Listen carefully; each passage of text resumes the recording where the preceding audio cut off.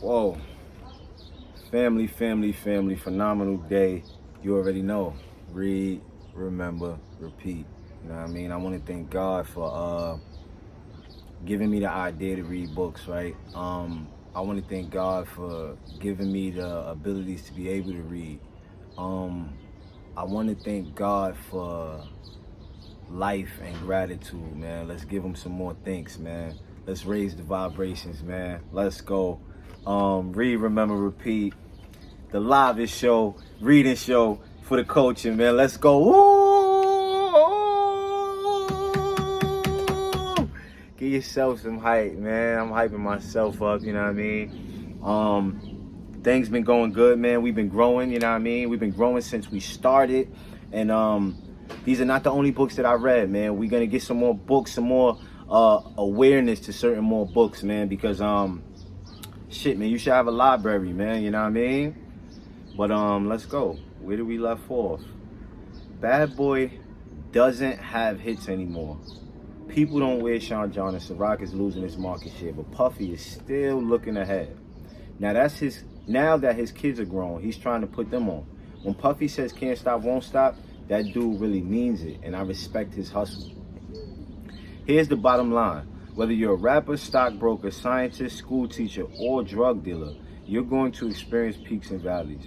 Even when you think you've been through it all, you're going to find out there's still more shit to go through. One of the most important realizations I came to early in my business career is that I'm running through an endless tunnel. What I mean by that is, I came to understand that there's no happily ever after. No happily ever after. No matter how many records I sell, cases of liquor I move, and hit TV shows I create and executive produce, there's never going to be a moment where I say, okay, this is the end of the road. I finally made it, and then take my foot off the pedal. I know there's going to be another challenge right around the corner, and then another one after that. Some people might find the endless tunnel idea overwhelming or even depressing. They spend their entire lives working toward finally seeing the light at the end of the tunnel. So it can be difficult to accept, that there won't ever be one. But there isn't. I actually find it liberating to know that I'll be hustling for the rest of my life. Accepting that I'm going to be working just as hard, though maybe a little bit slowly, at 70 as I am now, makes me happy. In many ways, that knowledge gives me the freedom that I've always been looking for. I hope you'll be able to understand that the hustler attitude I've developed in the streets and then apply it in your life. To have that sort of resiliency and positive outlook, but without having to go through the heartbreaks and violence I experienced. To move like that, to move like the type of hustler 50 Cent used to be, but in the types of settings Curtis Jackson is in now. Gotta elevate, man. I keep telling y'all, man. You know what I mean? Trust your instinct. Oh, let's give y'all that. Trust your instinct. Big letters, let's see it. Trust your instinct. Bold, let's go. Another advantage I've gained from being active in the streets is learning how to trust my instinct. Was another dealer going to rip me off? I had to go on my instinct. Is the corner I'm about to set up on going to be targeted by the cops? I have to go on my instinct. Could I trust someone not to talk after they get busted? I had to trust my instinct. I've noticed that a lot of people who weren't raised in the street environments have lost that connection with their instinct. They'll go to business school and study how to move in the professional world. Maybe they'll internalize what their professors teach them long enough to pass midterms and then promptly forget it all in a couple of months. Even if they end up retaining what they've been taught, they're still learning to rely on instruction rather than intuition. A business professor might have some good tips, but nothing he or she can teach will ever outweigh simply listening to your own instinct. The neighbor teaches you to always follow the most instinctive route. It's an invaluable power to possess. If you weren't blessed by having to develop your instinct on the streets, don't worry. It's still a skill you can develop. Whenever you feel confused about a situation, it's imperative that you find a way to turn the volume down and reconnect with what you're truly feeling. For me, working out definitely helps quiet that noise. At some point in the workout, the physical exertion I'm putting myself through seems to wash all that BS out of my system. I can literally feel myself breathing, the distractions out of my mind. when they're gone. The only things left behind are my good ideas, my true instincts, the thoughts I need to listen to more closely. It's very important that you have something similar in your own arsenal.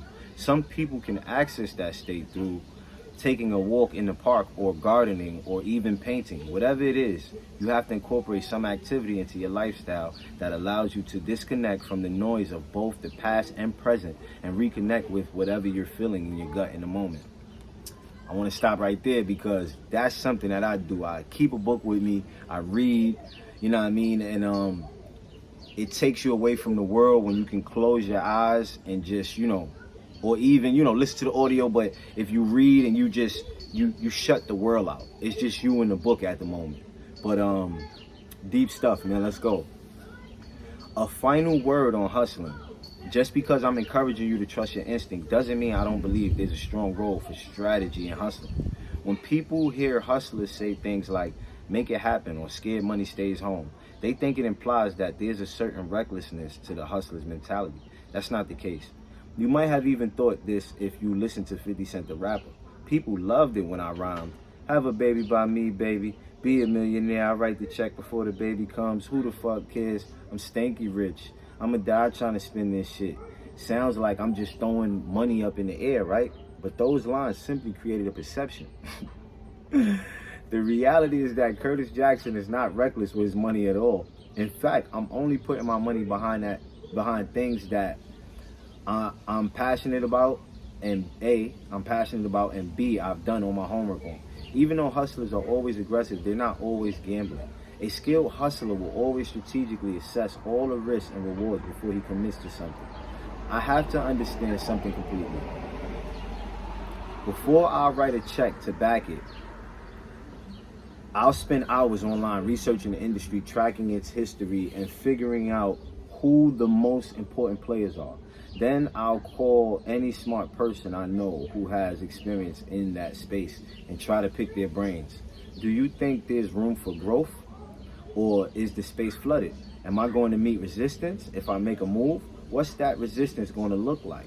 Who do I need as an ally? Once I have those answers, I'll read gossip sites, blogs, and any other sources that can help fill me in on what's not being reported in the mainstream press. After I have all that information, if I still feel like I can make an impact, I'm going all in. To me, that's not really gambling. That's making a bet on a sure thing. When I feel that mixture of passion and understanding, I'm operating with supreme confidence. So much so that I don't even bother to put a plan B. Why would I need a plan B when I'm dead certain that plan A is going to work? The only time I'll get involved with something that I don't have a complete understanding of is when I'm not putting up my own money. If someone approaches me to executive produce a project or lend my name to it in exchange for equity, I'm okay with a slightly bigger risk if there's already a strong team in place and all they need is a little boost. For me to put it over the top, I'll be a little more willing to fly blindly into something. Even then, I'll get involved only if I feel a passion for what I'm doing. I'm not signing up for anything just for a check. That's the easiest way to dilute your brand and lose your money. Your fans will know that there's nothing organic about what you're doing and won't support it. And if you're not passionate about the idea, you're not going to be emailing for updates. Checking in with your partners for any changes. You're basically just hoping that you can write a check and wake up one day to find that someone has dropped a big bag of money in your lap. That's not gambling. That's basically asking to lose your money. The only time I get close to embracing gambling was when I was hanging out a lot with Floyd Mayweather. He would bet on everything. $250,000 on if someone would make a half-court shot during halftime of a basketball game. $1 million on a preseason football game because he fed off that sort of adrenaline. When he win off those bets, he'd ride that energy for days. All night parties followed by trips to the auto dealership in the morning. But when he lost it, it was a different story.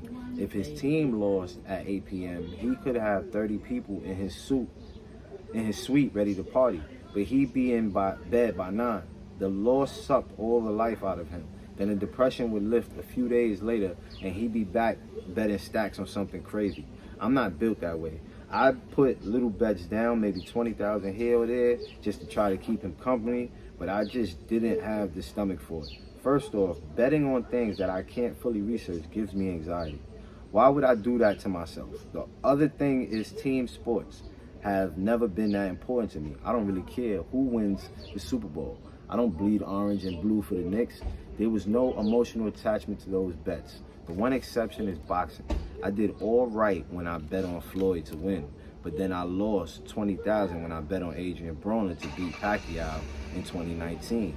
After that, I was pretty much done with gambling. At the end of the day, I like betting on sure things, and the only sure things you can always count on 100% of the time is yourself. Constructing your crew. We made it to chapter 3, family, together, and together we could do anything. You know what I mean? You see what's going on. Big money, you know what I mean? I got this shirt, man, just so I could feel like money. You know what I mean? You already know, man. Read, remember, repeat. Let's go, gang.